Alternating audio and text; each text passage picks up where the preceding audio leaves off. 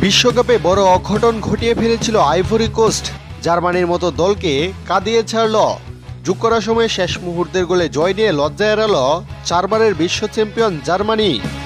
দর্শক, এ দলটাই বিশ্বকাপের বাছাই পর্বে শক্তিশালী ফ্রান্সকে 2-1 গোলে হারিয়ে দিয়েছিল।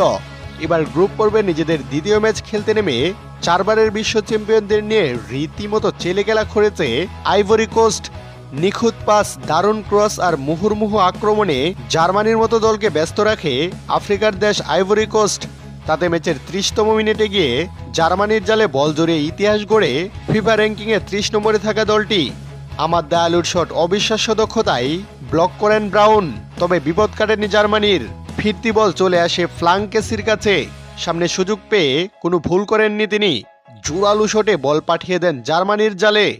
এরপর 1-0 গোলে এগিয়ে থেকে বিরতিতে যায় আইভরি কোস্ট। বিরতির পর ফিরেও আক্রমণাত্মক ফুটবল খেলতে থাকে আফ্রিকার এই ছোট্ট দেশটি। তবে কাউন্টার অ্যাটাকে ম্যাচের 68তম মিনিটে গিয়ে আইভরি কোস্টের ডেডলক ভাঙে জার্মানি। ডেনিস উনধাপের গোলে সমতায় ফিরে পায় জার্মানরা।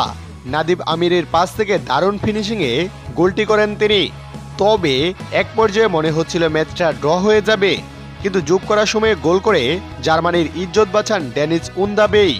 ম্যাচের 94তম মিনিটে গোল করে দলের জয় নিশ্চিত করেন তিনি।